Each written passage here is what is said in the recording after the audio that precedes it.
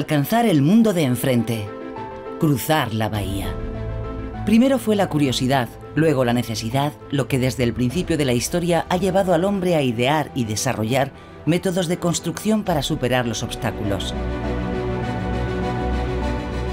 Los puentes son proezas técnicas y al mismo tiempo sirven para comunicar a los hombres.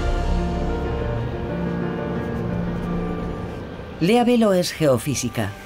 Va a viajar siguiendo las huellas de unos constructores excepcionales para desvelar los secretos de la construcción de obras emblemáticas y descubrir los desafíos que los ingenieros han tenido que superar para construir más alto y más lejos.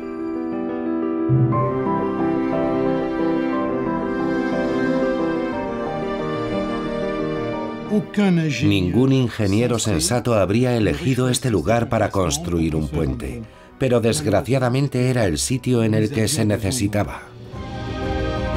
Una investigación científica para comprender cómo el hombre ha podido concebir y construir unas obras en las que la ingeniería civil pone de manifiesto el ingenio humano para conquistar la otra orilla.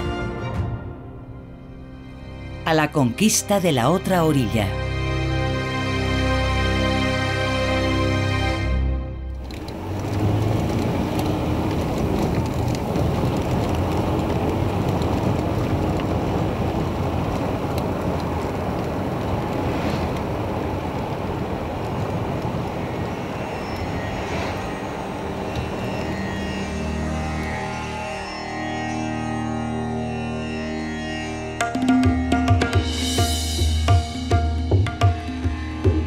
Nos dirigimos al estado de Meghalaya, al noreste de India, en busca de un tesoro oculto. Situado en la frontera de Bangladesh, un tercio de la superficie de este estado está cubierto por una vegetación densa y húmeda. Numerosos cursos de agua serpentean el valle, obstaculizando el desplazamiento de los habitantes, quienes llevan más de 500 años domando astutamente la naturaleza, desviando las raíces de los árboles si es necesario, para construir puentes. Tenga cuidado, está muy resbaladizo. Despacio.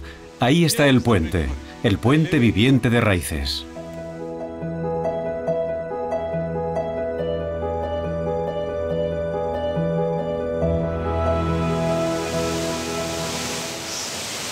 Mire esas raíces.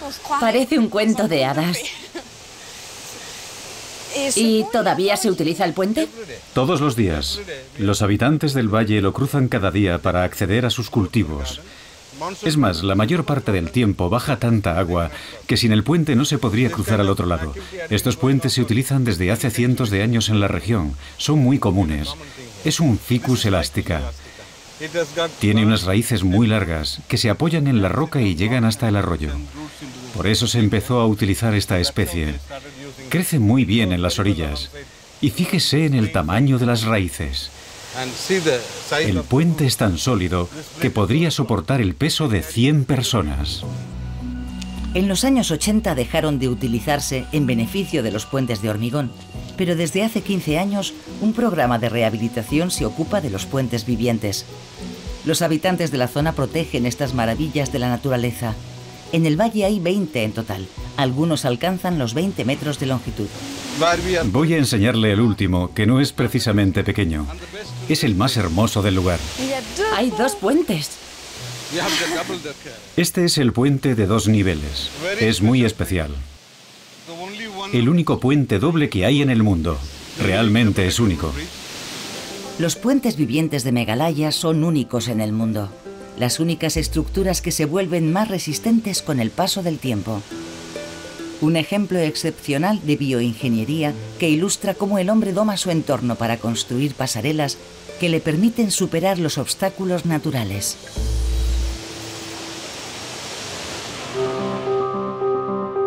Los primeros puentes de la historia se construyeron precisamente con lianas o con tablas de madera. Puentes primitivos que perduran en algunas partes del mundo, como en las estribaciones del Himalaya.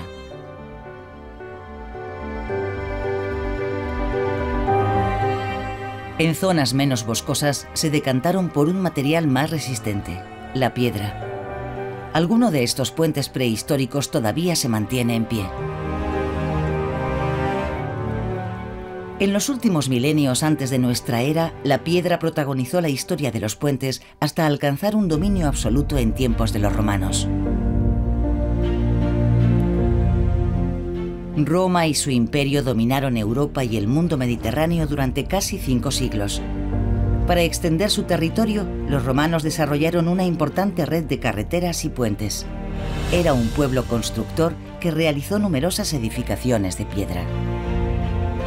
Algunas han conseguido superar casi 2000 años de historia, como el puente del Gard, en el sur de Francia, cuya construcción se remonta a mediados del siglo I después de Cristo. Posee unas dimensiones impresionantes: 47,6 metros de altura y 275 metros de longitud. Se trata del acueducto romano más alto del mundo. Los 3 pisos cuentan con 6, 11 y 35 arcos respectivamente. La bóveda existe desde la época babilónica, pero puntualmente. La solución más frecuente en la época romana solía ser crear una bóveda en plena cimbra y transferir la carga sobre unos pilares bien sustentados que permitían tener un vano central más o menos grande, desde unos metros hasta 36 metros.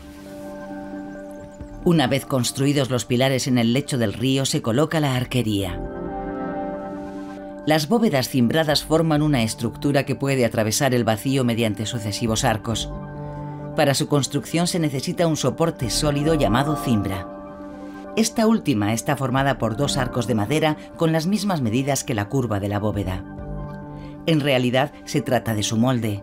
A continuación se colocan unos bloques de piedra, dovelas, sobre la parte superior de la cimbra de madera. La última dovela en colocarse es la piedra central o clave. En el primer piso del puente, los arcos están formados por 3 series paralelas de piedras.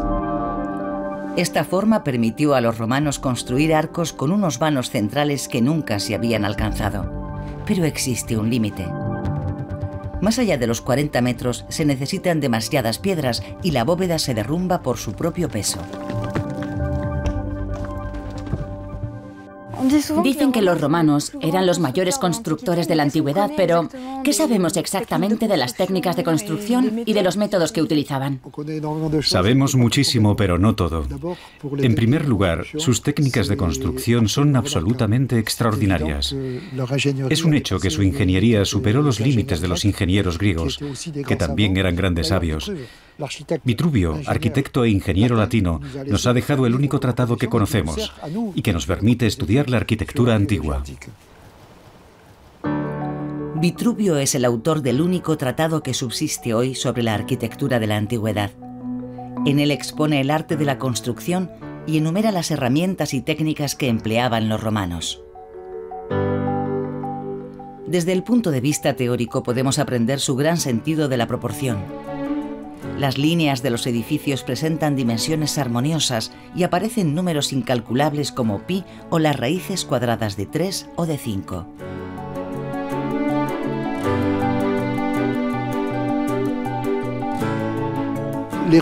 Los romanos tenían la ambición de construir para la eternidad. Utilizaban números infinitos que precisamente les permitían alcanzar lo absoluto. Pero también gracias a este sistema geométrico, el albañil conocía perfectamente los métodos y podía reproducir sobre el terreno a mayor escala, por supuesto, el dibujo del arquitecto. Aunque el puente del Gard es un modelo de estética y perfección arquitectónica, se construyó para cumplir una función precisa: llevar agua a Nimes, una de las ciudades más importantes de la Galia, con 20.000 habitantes. Hallaron el manantial en el nacimiento del río Eure, situado a varias decenas de kilómetros. Pero además de la distancia, los ingenieros tuvieron que enfrentarse a otra dificultad. Intentaron encontrar una fuente que estuviera un poco más alta que el nivel de llegada, pero desgraciadamente solo estaba 17 metros más alta que el lugar al que había que llegar. Los ingenieros tuvieron que crear un acueducto con una pendiente muy suave, extremadamente suave, una de las más suaves de la antigüedad. ¿De cuánto más o menos? 24 centímetros por kilómetro. Un desnivel de solo 1 milímetro cada 4 metros. Aunque se hicieron cálculos muy perspicaces, era imposible garantizar una pendiente regular para los 50 kilómetros del acueducto, y especialmente en el puente del Gard. Esto significa que, mire mi mano, tenemos una canalización con una pendiente fuerte, luego una pendiente muy débil y después otra fuerte. En la parte central el agua se desplaza más despacio que en la parte alta. Resultado, el agua aumenta en la canalización. Cuando hicieron circular el agua, vieron que al llegar al puente se salía. Es decir, que al principio había un muro que llegaba hasta aquí y como no era lo suficientemente alto, el agua se desbordaba, así que lo levantaron. Exactamente. Es una obra maestra arquitectónica que abasteció de agua a la ciudad de Nimes durante casi 5 siglos, hasta la caída del Imperio Romano. Durante 500 años no se hicieron obras como esta. Pero a partir del año 1000, con el avance del cristianismo y el aumento del poder de la Iglesia, volvieron a realizarse. Los constructores de la Edad Media se apropiaron de los métodos de los arquitectos romanos.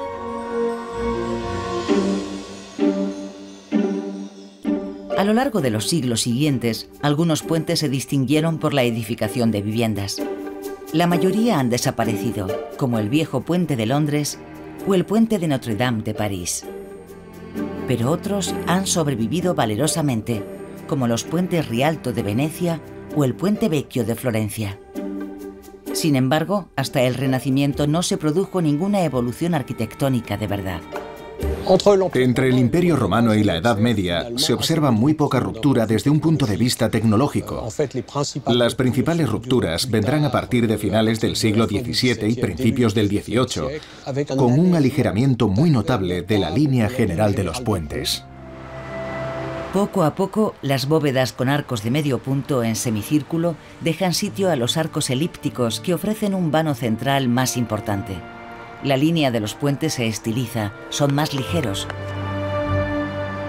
De este modo pueden cubrir mayores distancias.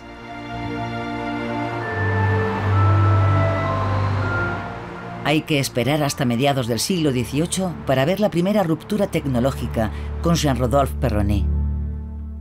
Considerado el inventor de la ingeniería moderna, fue el primero en entender el funcionamiento estructural de las bóvedas de mampostería.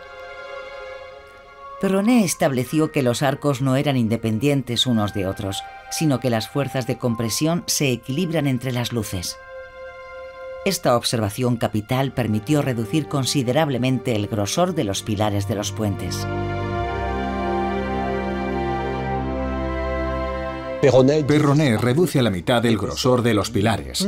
De forma más general, presenta una compresión sistémica, como diríamos hoy, del funcionamiento de estos puentes. Se trata de un puente bastante diferente al puente tradicional, en el que cada arco pesa en equilibrio. Precisamente por eso es por lo que el puente de Aviñón se mantiene todavía en pie, aunque se hundiera un arco. El puente moderno es un puente mucho más solidario, en el que las fuerzas circulan de arco en arco hasta los estribos. La piedra dominó la historia de los puentes hasta la Revolución Industrial.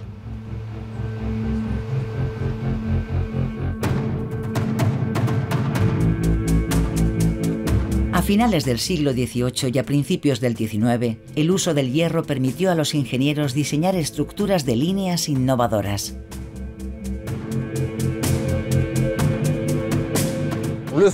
El hierro supuso toda una revolución para los puentes. Es casi 60 veces más resistente a la compresión que la piedra. Permitió aligerar considerablemente las estructuras. Además, el hierro resiste las fuerzas de tracción y no únicamente la compresión, por lo que se pudo prescindir de los arcos, que era la forma predominante desde los romanos.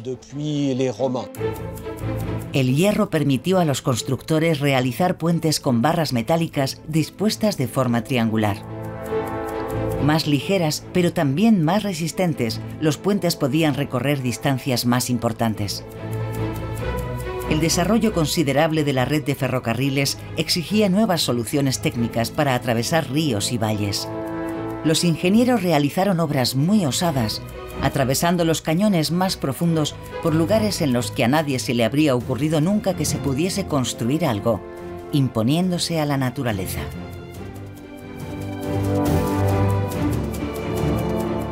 El viaducto de Garabit es un ejemplo perfecto de este arrojo. Es obra de Gustave Eiffel, ingeniero visionario y constructor intrépido, cuyos puentes sólidos y elegantes se elevaban a unas alturas que daban vértigo a sus contemporáneos. En pleno macizo central, el viaducto de Garabit atraviesa un relieve muy accidentado. Mide 565 metros de longitud y 120 metros de altura. Descansa sobre 7 pilares y tiene un arco principal con un vano que alcanza los 165 metros.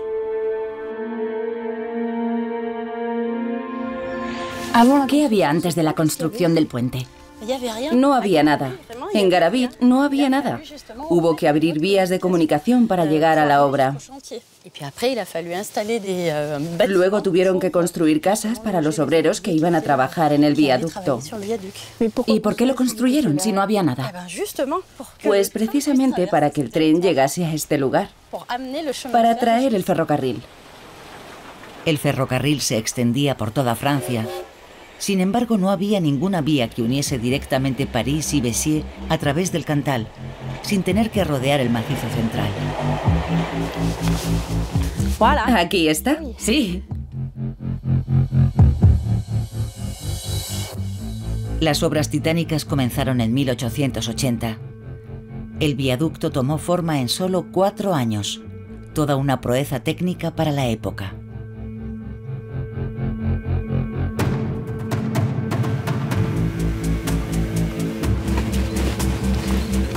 Venga, ya casi estamos.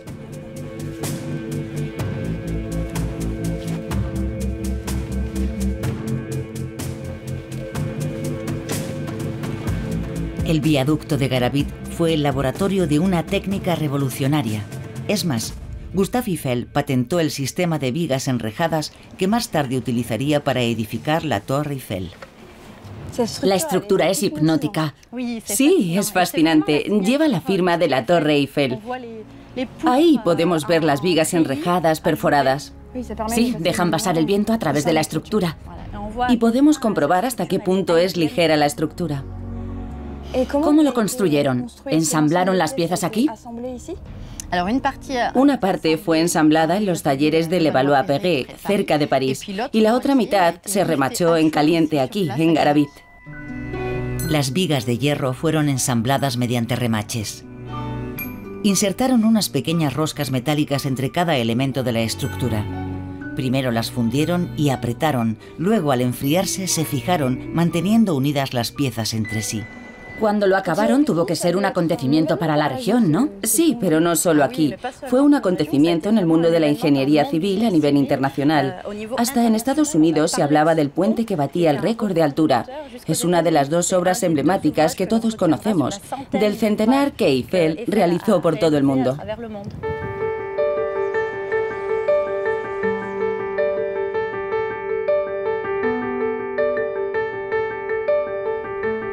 El viaducto de Garabit y la Torre Eiffel, que se construiría 4 años más tarde, ilustran la genialidad de Gustave Eiffel y su maestría con el hierro, convertido en el material estrella en la construcción de puentes a finales del siglo XIX. Las construcciones se multiplicaron en Europa y Estados Unidos.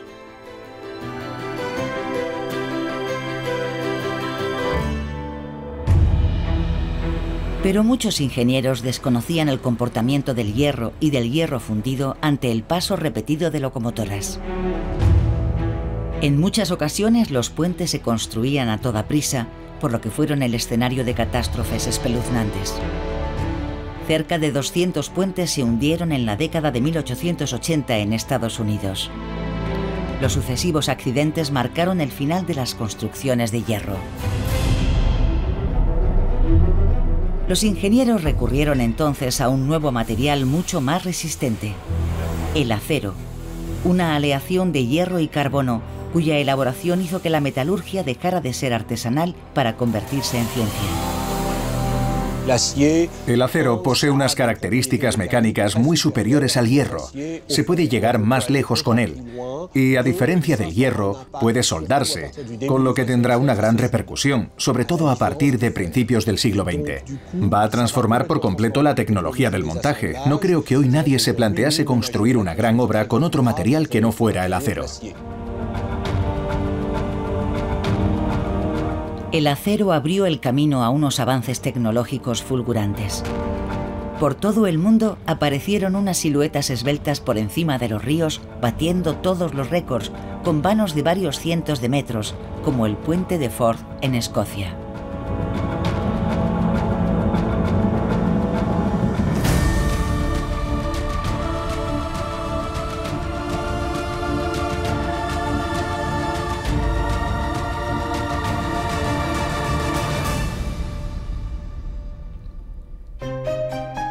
De forma paralela, en el siglo XIX, otro método de construcción vio la luz en Estados Unidos: los puentes colgantes.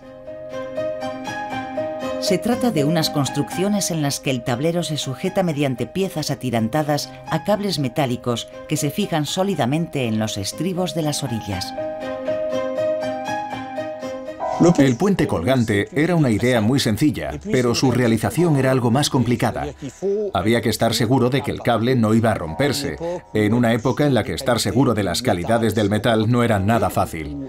Durante mucho tiempo se construyeron puentes con cadenas, luego aparecieron los cables y por último los sistemas de cables modernos. Gracias a los cables de acero, los puentes colgantes dieron un gran paso. La audacia de un ingeniero alemán permitió a Estados Unidos asistir al nacimiento de una de las maravillas modernas: el puente de Brooklyn en Nueva York.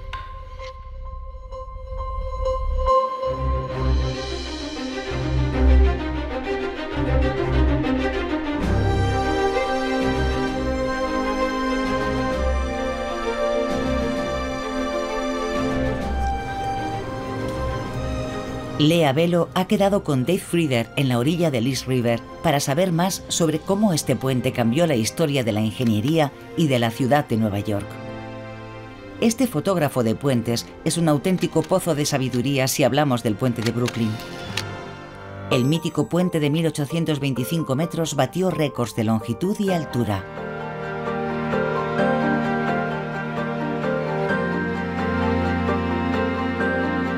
La construcción, que se inició en 1870, fue una odisea increíble concebida por la ambición y el sacrificio de toda una familia, los Roblin.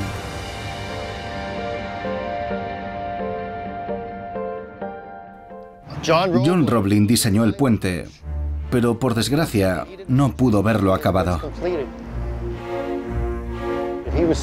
Cuando estaba supervisando la construcción de un pilar en el borde del muelle sur de Brooklyn, un ferry que estaba atracando no lo pudo esquivar y le aplastó el pie. El único tratamiento que le practicaron fue limpiarle con agua la herida. Murió de tétanos. Su hijo, Washington Roblin, le sucedió como ingeniero jefe. En realidad, el puente lo construyó Washington. Trabajó en los cajones bajo el río, cavando para ayudar a los obreros. Además de supervisar la construcción, quería participar en ella. En aquella época se desconocía el síndrome de descompresión y enfermó, quedando postrado en la cama. Su mujer, Emily Roblin, tomó el relevo, transmitiendo las informaciones y las órdenes de Washington a los obreros. Emily desempeñó un papel importantísimo en la construcción del puente. Así adquirió los conocimientos necesarios para ser una de las primeras mujeres ingeniero de la ingeniería civil. Lo que hizo fue increíble. Sin ella no existiría el puente.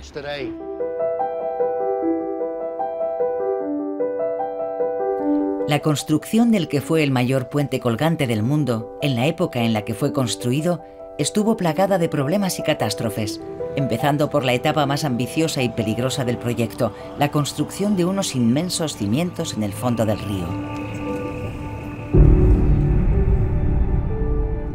Para construir los cimientos se recurrió a una solución innovadora. Washington Roblin mandó fabricar un inmenso cajón de madera revestido de hierro de 50 metros de largo y 30 metros de ancho. Sobre el cajón se colocaron unos bloques enormes de granito y la caja se fue hundiendo progresivamente.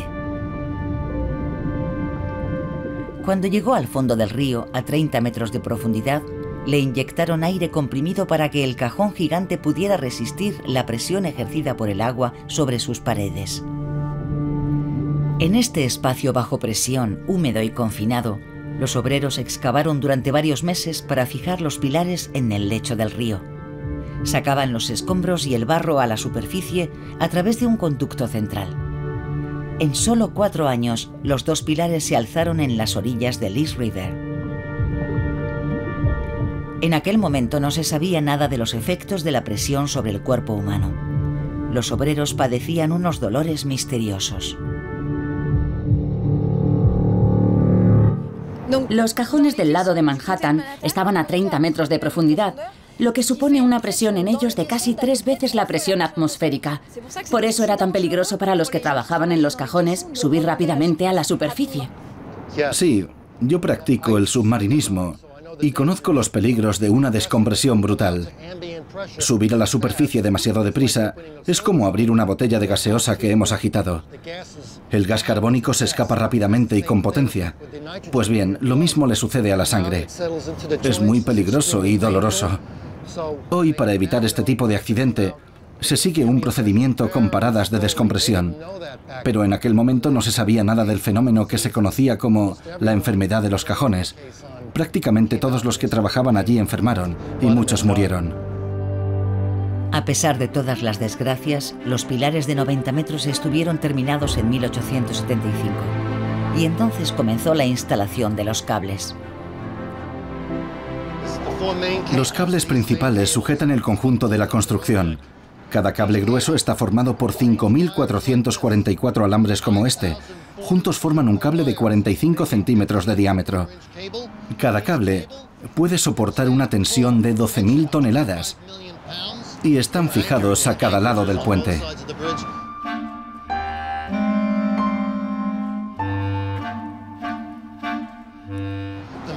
Los 4 cables principales son los originales. Los ingenieros comprobaron que estaban perfectamente conservados. Son de acero galvanizado. El puente de Brooklyn es el primer puente del mundo construido con cables de acero galvanizado. Se trata de acero recubierto de zinc. El zinc se oxida, pero protege al acero de la corrosión. Los cables podrían aguantar 200 o 300 años más. Para comprobar la solidez de los cables, el maestro mecánico Farrington cruzó el East River colgado de ellos. Los obreros instalaron un total de 23.000 kilómetros de cableado. Después de 13 años de obras, el puente por fin estuvo terminado. Su inauguración el 21 de mayo de 1883 fue un acontecimiento nacional. Toda Nueva York estaba invitada a la inauguración. Vino el presidente, el alcalde. Toda la ciudad interrumpió su actividad para celebrar la apertura del puente de Brooklyn. Pero una semana después de la inauguración, se produjo una catástrofe. La caída de una mujer provocó una avalancha por el pánico, y todos creyeron que el puente se hundía. La estampida provocó algunos muertos. Para tranquilizar a la población y demostrar la solidez de su obra, Washington Roblin organizó el desfile de una manada de elefantes por el puente. En mi opinión, el puente puede aguantar 2 siglos más. Es una maravilla de la ingeniería y espero que muchas personas tengan la oportunidad de descubrir este monumento excepcional.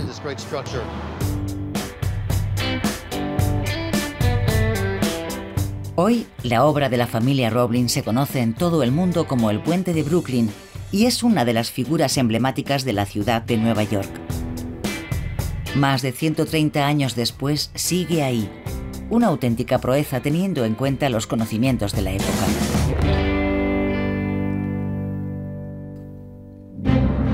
Ha inspirado otras famosas grandes construcciones, como el puente de George Washington al otro lado de Manhattan.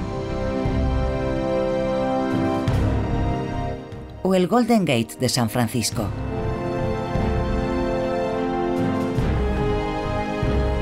Otros puentes no han sido tan longevos. El famoso puente de Tacoma, en el estado de Washington, se derrumbó por efecto del principal enemigo de estas estructuras, el viento.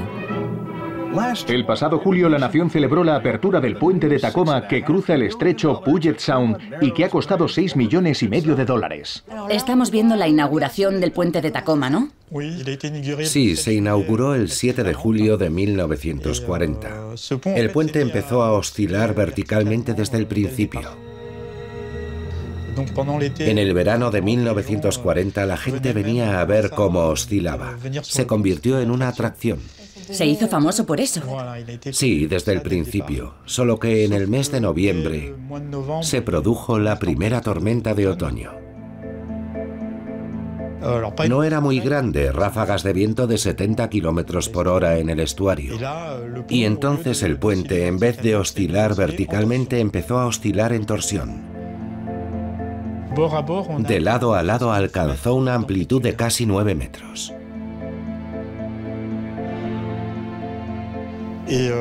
Al cabo de una hora, hacia las 11 de la mañana, toda la sección central se desmoronó sobre el río Tacoma. Ya está, se acabó.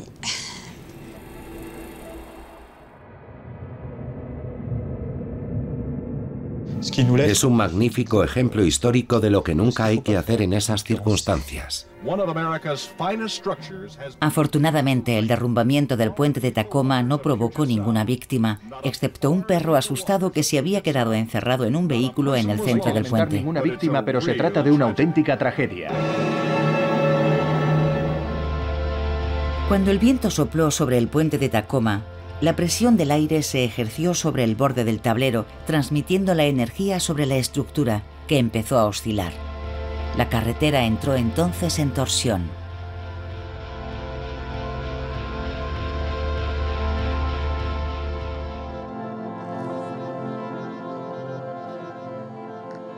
Tras el derrumbe del puente de Tacoma, los ingenieros empezaron a estudiar con más detalle el impacto del viento sobre las estructuras. Pero fue en la década de 1970 cuando la aerodinámica adquirió relevancia. A partir de entonces, la forma del tablero fue diseñada para facilitar el flujo del aire en torno a la estructura y así impedir cualquier riesgo de oscilación. En el siglo XX, gracias a la creación y al uso de nuevos materiales, el hombre pudo construir puentes más grandes y más altos con unas dimensiones prodigiosas.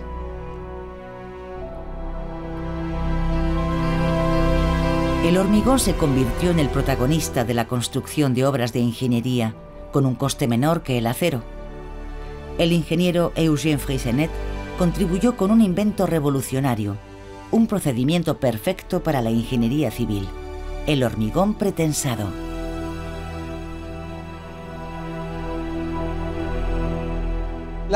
El pretensado consiste en tensar el hormigón, comprimirlo, de tal forma que los esfuerzos de tracción que se ejercen sobre él se compensan por los esfuerzos de compresión a los que se le somete. Es decir, que si hacemos una viga con azucarillos, no resiste la tracción en absoluto. Si comprimimos fuertemente los azucarillos e incluso colocamos un objeto pequeño encima, una goma o Dios sabe qué, aguantará. ¿Por qué? Porque el efecto de desmoronamiento ligado al peso de la goma se compensa con la compresión.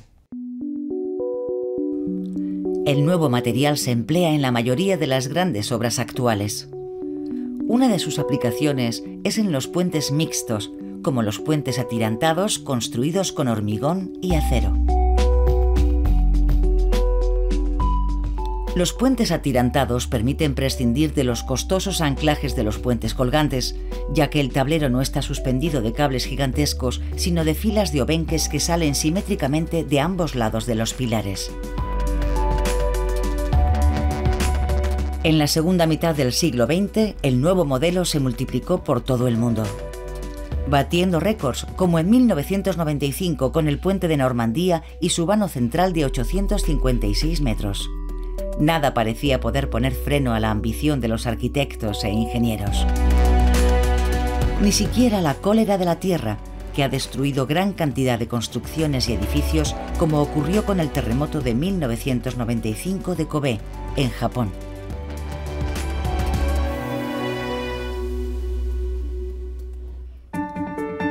El puente del río Antidio se alza en el Golfo de Corinto.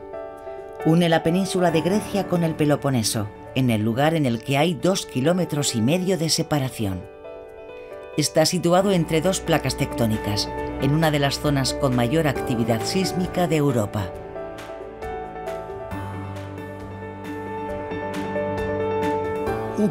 Ningún ingeniero sensato habría elegido este lugar para construir un puente, pero desgraciadamente era el sitio en el que se necesitaba. Director del proyecto, Jean-Paul Teissandier trabajó durante más de 5 años con Gilles de Maublanc, responsable de las obras. Juntos tuvieron que encontrar soluciones inéditas. La primera dificultad fueron los 65 metros de profundidad.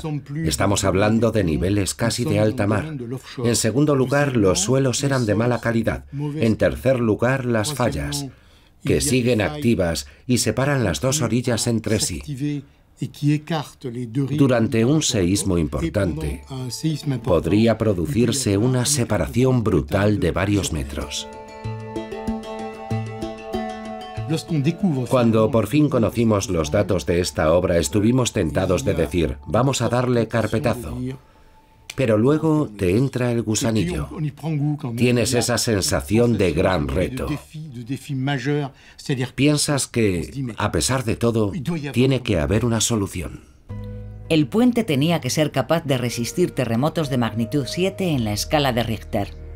El reto principal consistía en diseñar unos cimientos lo suficientemente sólidos como para afrontar el furor de la tierra.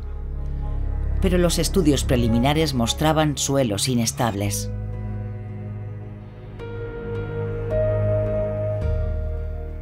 Teniendo en cuenta la naturaleza de los suelos, lo primero que se te ocurre es una idea clásica. Pensar que, como los suelos son de mala calidad, hay que buscar suelos de buena calidad en profundidad. Pero tras realizar un análisis detallado, nos dimos cuenta de que el sustrato rocoso quizá estuviera a más de 1000 metros de profundidad, así que era totalmente impensable e irracional. Y después de investigar mucho, encontramos un concepto totalmente innovador. Debido a la extrema profundidad del zócalo rocoso, los ingenieros abandonaron la idea de anclar los cimientos del puente en el fondo marino y optaron por una solución inédita. Cada uno de los 4 pilares reposa sobre un sistema de 200 tubos de metal anclados en el suelo. Las inclusiones metálicas miden de 25 a 30 metros de largo por 2 metros de diámetro. Los tubos están coronados por un lecho de escombros de 3 metros de grosor sobre el que reposan los cimientos, llamados también bases. Las dimensiones de estas soleras son gigantescas. Cada una se divide en 32 compartimentos y tiene 90 metros de diámetro, el equivalente a un campo de fútbol. Son los más impresionantes que se hayan realizado nunca. El puente del río Antirio presenta una particularidad. Los pilares inferiores y las columnas superiores forman un bloque de hormigón. El tablero es continuo. Se extiende sobre toda la longitud del puente. Pasa entre las columnas y está suspendido de 268 obenques. Es un tablero flotante. De este modo puede moverse en caso de seísmo. Pero para que no golpee las columnas, los ingenieros tuvieron que diseñar un sistema ingenioso para estabilizar la construcción. Empecemos por el gran tubo central. Es un tubo rígido que sujeta la estructura transversal para coger el viento. Pero si se produce un gran terremoto al que no puede hacer frente el tubo rígido, hay un fusible dentro. El fusible se rompe y el tubo pequeño se introduce en el grande. Entonces, los amortiguadores 1, 2, 3 y 4 se ponen en marcha. Funcionan como los amortiguadores del coche cuando coge un bache grande. Absorben la energía. Por debajo de las columnas, el tablero se mantiene gracias a este sistema de fusible y amortiguadores de 10 metros de largo. Más de 400 instrumentos de medida graban en tiempo real los movimientos del puente.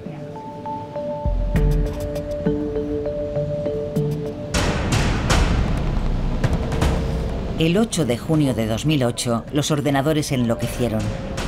Un seísmo de magnitud 6,5 acababa de golpear el sur del país. Durante el seísmo de 2008 el puente se comportó correctamente. La conexión se rompió, el tablero pudo balancearse y fue amortiguado por los amortiguadores. Así que fue una prueba a escala real de la efectividad de nuestro proyecto. Gracias a los amortiguadores, en caso de terremoto el tablero puede desplazarse lateralmente 3,5 metros sin chocar con las columnas. Río Antirio es un proyecto fuera de norma.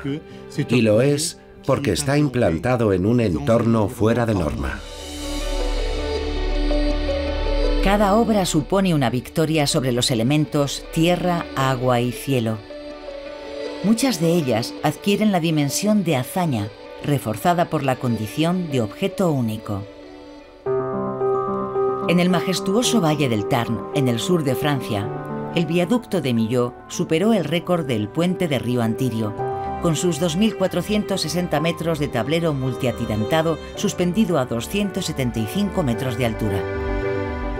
Se construyó para liberar a Millau de una maldición, los continuos embotellamientos. Pero para desviar la autopista había que establecer un trazado capaz de franquear una de las gargantas más profundas de Europa, de 2,5 kilómetros de anchura.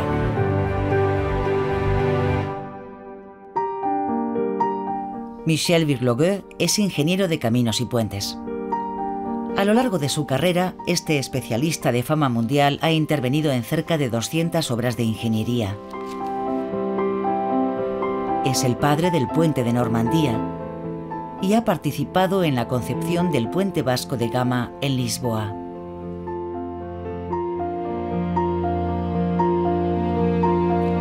En el caso de Millau, la compleja geografía del valle se convirtió durante un tiempo en un rompecabezas para el ingeniero. Consideramos varios trazados porque había que cruzar una serie de valles considerable. Al principio descartamos la solución alta, pasando de meseta a meseta por autocensura, debido a la altura de los pilares. Pero un ingeniero de carreteras nos dijo, ¿por qué no se quedan a la altura de la meseta? Y pensamos, qué tontos somos, tenemos que hacerlo a nivel de las mesetas. Ningún ingeniero había construido nunca tan alto. Una vez definido el trazado, el creador tenía que imaginar el perfil que más se adaptara al paisaje. Pensé que había que hacer un puente atirantado con múltiples tramos. ¿Por qué? Sencillamente porque para que la obra sea ligera, transparente, se necesitan obenques, que son la estructura más eficaz para soportar cargas y permiten que haya grandes tramos y pocos pilares. Junto con el arquitecto inglés Norman Foster, el equipo de Michel Virlogueux ultimó los planos del viaducto en unos 10 años. Las obras comenzaron en 2001. Una obra faraónica en la que trabajó Marc Buonomo, exdirector de obras de ingeniería metálicas.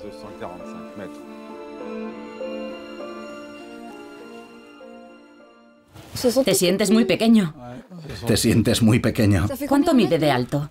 Desde aquí hasta arriba hay 245 metros. 245 metros. Es el pilar de puente más alto del mundo.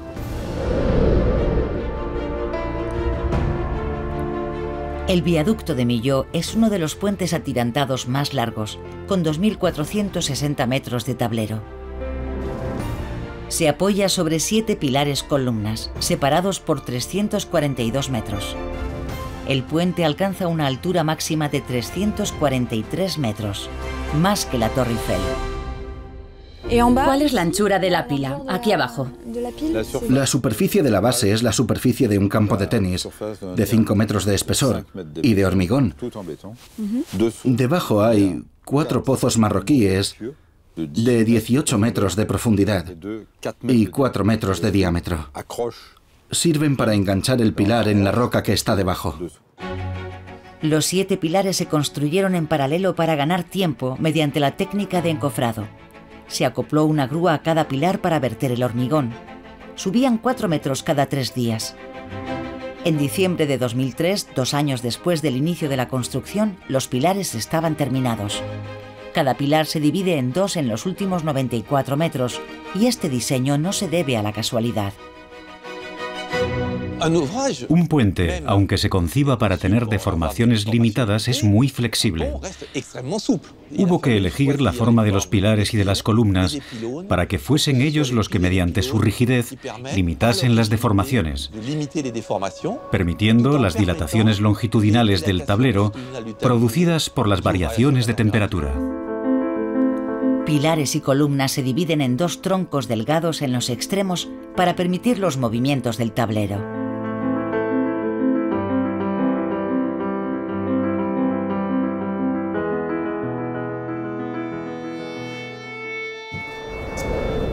Todo el tablero se construyó en el suelo, en unos talleres situados a cada lado del puente. En total, 150 hombres, con la ayuda de robots, realizaron más de 1000 kilómetros de soldadura para ensamblar la estructura de acero.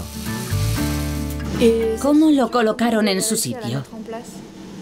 Se me ocurrió la idea del empuje o lanzamiento para colocarlo en su sitio.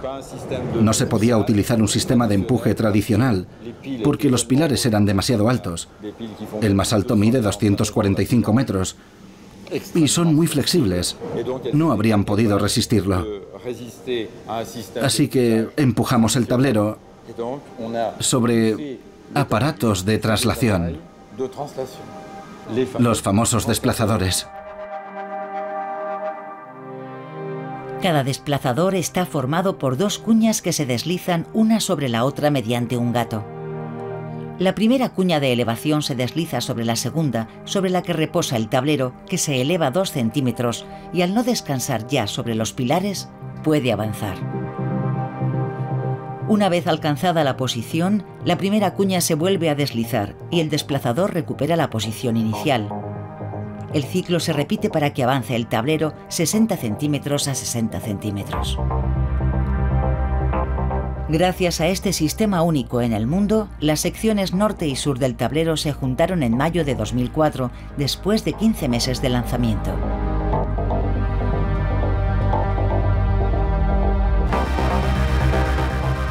Para colocar las columnas en vertical, los ingenieros se inspiraron en técnicas ancestrales para construir un sistema de elevación a medida. Copiaron el modelo que idearon los egipcios para levantar los obeliscos en Luxor.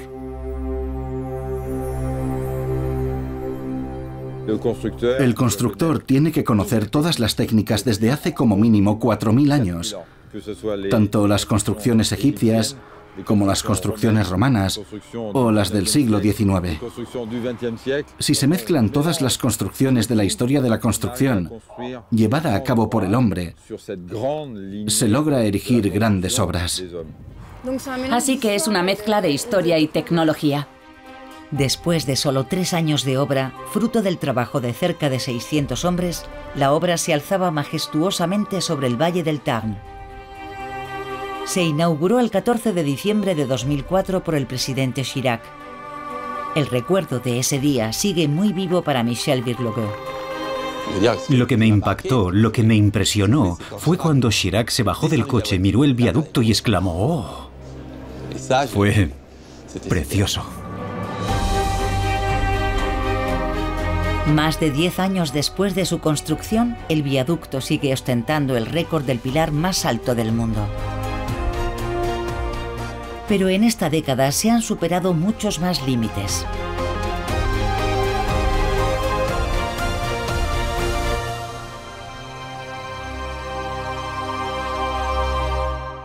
Recientemente, otros ingenieros han realizado nuevas hazañas. El tercer puente sobre el Bósforo, en Estambul, diseñado por Michel Virlogueux, con una distancia entre sus pilares de 1408 metros, ostenta el récord de vano central.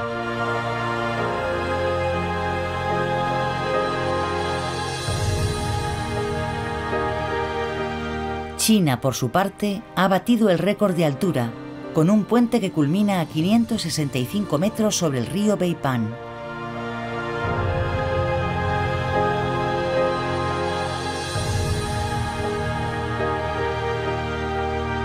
¿Existen fronteras infranqueables?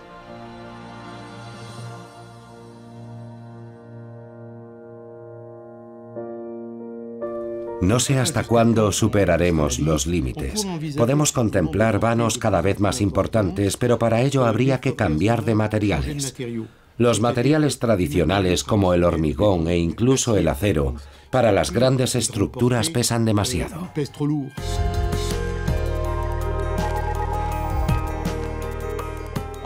Un puente colgante y un cable de suspensión de acero tienen un límite. Y es que llega un momento en el que dejan de ser capaces de soportar su propio peso. Hasta ahí hemos llegado.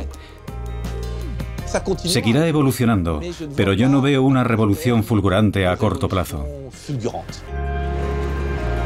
Los ingenieros van a tener que encontrar nuevos materiales si quieren construir puentes más grandes todavía, pero sin dejar de lado los principios fundadores que constituyen la singularidad de estas obras de ingeniería.